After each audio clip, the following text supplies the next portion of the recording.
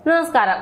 സാമ്പത്തിക പ്രതിസന്ധിയുടെ പേര് പറഞ്ഞ ഉദ്യോഗസ്ഥർക്ക് ശമ്പളം വൈകുന്നതിൽ പ്രതിഷേധം ശക്തമാകുകയാണ്.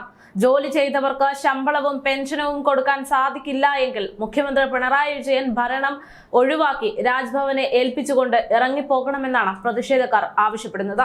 സംസ്ഥാന സർക്കാരിനെതിരെ ആഞ്ഞടിച്ച് ഫെറ്റോ സംസ്ഥാന ജനറൽ സെക്രട്ടറി PS ഗോപകുമാർ ഉൾപ്പെടെ ഇപ്പോൾ രംഗത്തുണ്ട്. ചരിത്രത്തിൽ ആദ്യമായാണ് ശമ്പളവും പെൻഷനും കേരളത്തിൽ 1-ാം തീയതി കൊടുക്കാൻ കഴിയാത്ത സാഹചര്യം സംസ്ഥാന സർക്കാരിന് ഉണ്ടാകുന്നത്. സർക്കാരിന്റെ വാക്ക് വിശ്വസിച്ച കർഷകർക്കും ക്ഷേമ പെൻഷൻ ലഭിച്ചുകൊണ്ടിരിക്കുന്ന വൃദ്ധരും നാൾക്കുനാൾ സംസ്ഥാനത്ത് ആത്മഹത്യ ചെയ്തുകൊണ്ടേയിരിക്കുകയാണ് എന്നതാണ് വാസ്തവം. പൊതുവിപണിയിലെ വിലക്കയറ്റം പിടിച്ചു നിർത്തുന്നതിൽ പരാജയപ്പെട്ടു കഴിഞ്ഞു. സപ്ലൈകോയിലെ സബ്സിഡി വെട്ടിക്കുറച്ച് സാധാരണക്കാരുടെ ജീവിതം ദുസ്സഹമാക്കി.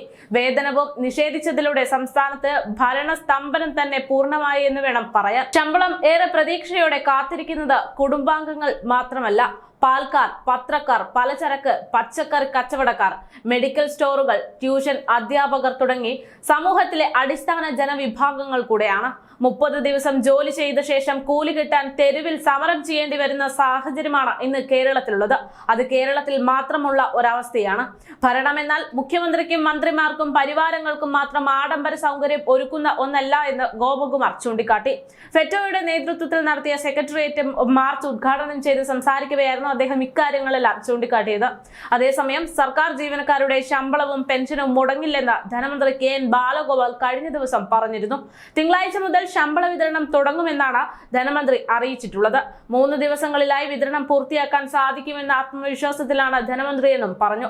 പണം ഒറ്റയടിക്ക് പിൻവലിക്കുന്നതിന് സാങ്കേതിക പ്രശ്നമുള്ളതിനാൽ അത് അടുത്ത 3 ദിവസങ്ങളിലായി കൊടുക്കും എന്നാണ് ധനമന്ത്രി അറിയിച്ചിരിക്കുന്നത്. ഒരു ദിവസം പിൻവലിക്കാവുന്ന പരമാവധി തുക 50,000 രൂപയാക്കി വെട്ടിക്കുറച്ചുകൊണ്ട് പരിധി രേഖപ്പെടുത്തിയിട്ടാണ് ധനമന്ത്രി ഇപ്പോൾ പണം നൽകുന്നത്. ട്രഷറി തുടർച്ചയായ ഓവർ ഡ്രാഫ്റ്റിൽ ആകാതിരിക്കാൻ സർക്കാർ ജീവനക്കാരുടെയും പെൻഷൻകാരുടെയും അക്കൗണ്ടിലേക്ക് പണം പോകാതെ മരവിപ്പിക്കുകയാണ് ഇപ്പോൾ ചെയ്യുന്നതെന്നാണ് റിപ്പോർട്ട്.